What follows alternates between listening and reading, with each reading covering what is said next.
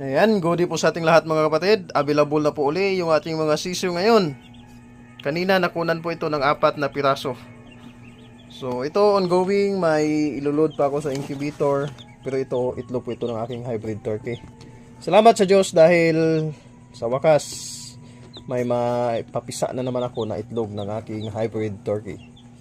Tapos dito sa loob ng ating incubator, ayan, puno pa po yung ating rip incubator.